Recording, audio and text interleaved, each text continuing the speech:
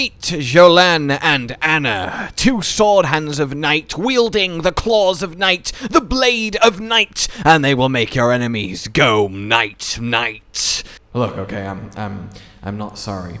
Yes, this new Spirit Ash that summons both of them at once, a special Spirit Ash that is incredibly hard, rare, and difficult to get, and I would be very surprised if many of you come across it naturally for a fair few reasons, is, in my humble opinion, the new best Ash of War in game. It also literally is the new highest FP costing one in game, overtaking Black Knight Tishe, who, as we know, along with the Mimic tier, are the two premium summons, and these two, with their bleed spamming and ridiculous tankiness, and the fact you get two of them from maximum boss distraction time, yeah, they are at minimum joining those lofty ranks of premium spirit summons, and I do think in many situations taking the #1 spot even over the Mimic tier. So without further ado then, let's get this acquired.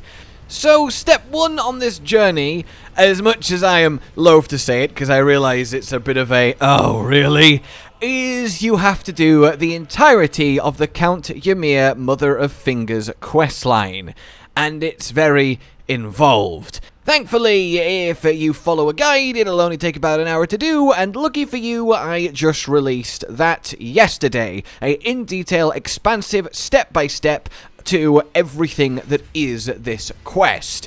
I can't include it in this one because it would be 90% of the video, but once you are at the end point in that, where you have refreshed the area, everything is finished, and then you walk up to the now injured Jolan on the floor by the pillar she used to stand at, this is our starting point. Because when you talk to her, you will be offered a choice to either give her an Iris of Grace or an Iris of Occultation. Occultation results in gaining the Sword of Night katana with its unblockable shadow strikes, and basically I won't blame anyone for going for this option, and outside of, needing to do the entire questline to get to this point, this is one of the reasons that I think not many people will actually end up getting just her Ash, never mind the twin Sword of Night Ash. So as you might surmise from this, we, this time around, want to choose the Iris of Grace.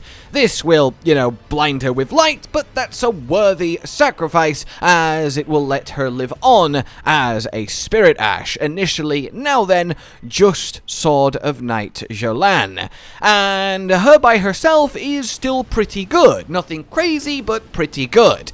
I, for some reason, felt the need to throw her against a bear at +0 so she could get destroyed, but look, okay, the point is, there she is, running around, cool, and it'll give you some contrast context for later when I actually test the summons for you. So now that you have acquired her, don't waste your time upgrading her. What we need to do is reunite her with her sister Anna. And in order to do this, we need to go to the Hinterland's Site of Grace, the lovely flowery green area that you pass through in doing the Ymir questline. You will have unlocked it as part of that process, the backdoor exit in the Shadowkeep, using the Oh Mother gesture on the Marika statue there, and here we are. Our goal here then is Rabbath's Rise, a magic tower that is actually based just near the cathedral in that little area, and technically you can access most of it from the ground. But we need to access the very top. Even using the Spirit Spring, you will notice there's a whole section of tower still above you.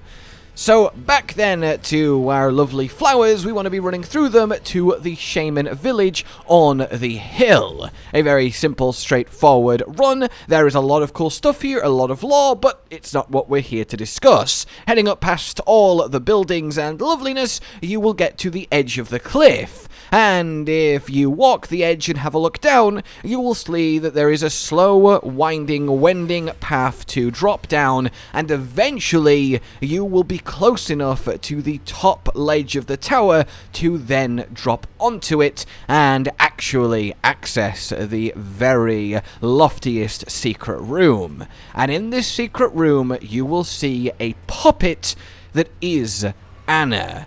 And as tragic as this is, it is at least lovely that we will now get to reunite the pair.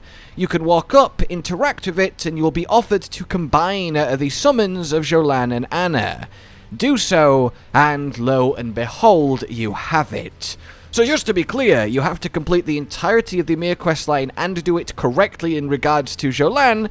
You have to say no to the Sword of Night and yes to her summon, and you then have to find this secret path into the top of the tower from a zone that looks completely unrelated to it. It's quite ridiculous, right? But is it worth it?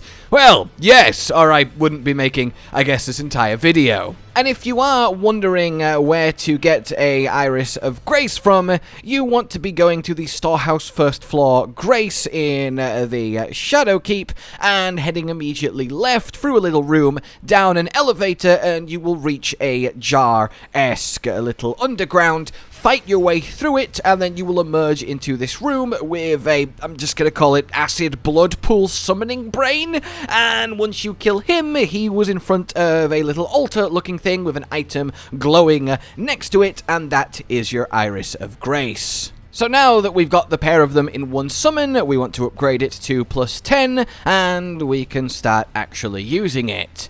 I'm going to use the sort of basic giant bear boss in Scadutree Altus, early on, quite innocent, as a tester, and it's still quite, let's be honest, ferocious, and all of this is with my Spirit Ash Blessing at level 6. So I will throw the sisters in, and you can see them have a really good go. I will speed through it, of course, but it should be noted then how long they're actually surviving. They're both incredibly tanky inherently, but because there's two of them, they keep pulling aggro from each other, ping-ponging the boss, and they get a lot more uptime because of it.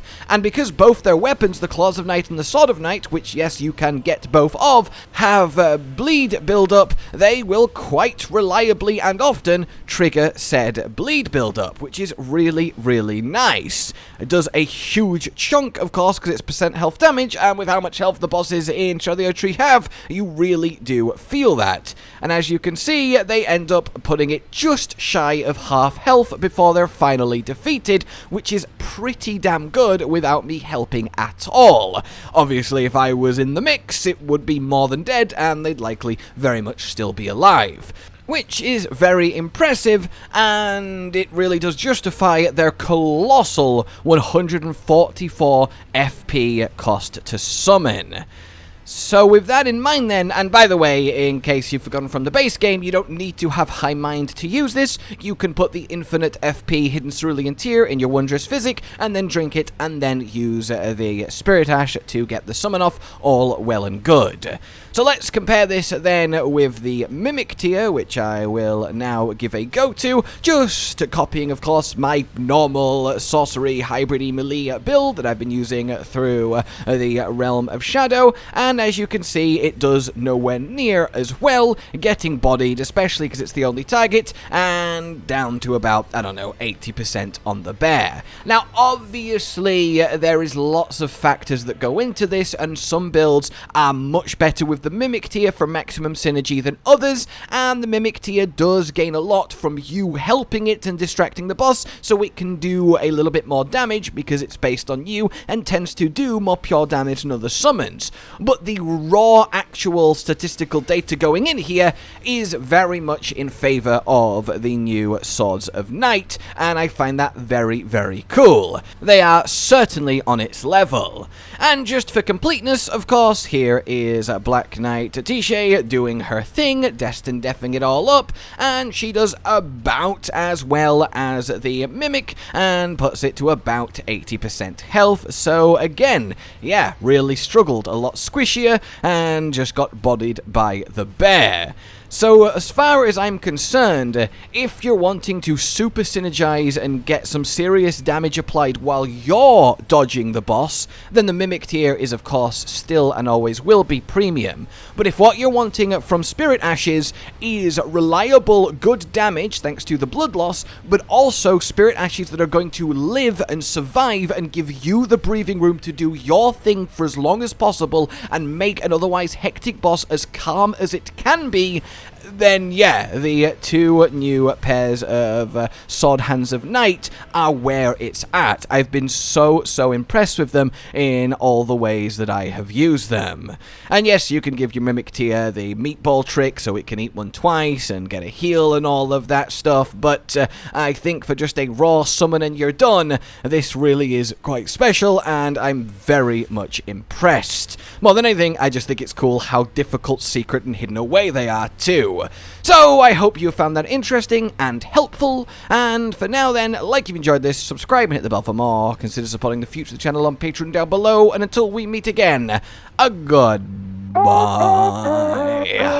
Josh, Cotton, and Hollow with the videos, dropping the humor like a hammer on your tippy toes, bringing entertainment on a daily arrangement to take our insanity and turn it into entertainment. Yes, I said entertainment twice, to reiterate that it is nice to look into your faces on a mostly daily basis when you let us in your homes to make the whole world a stage. Goodbye.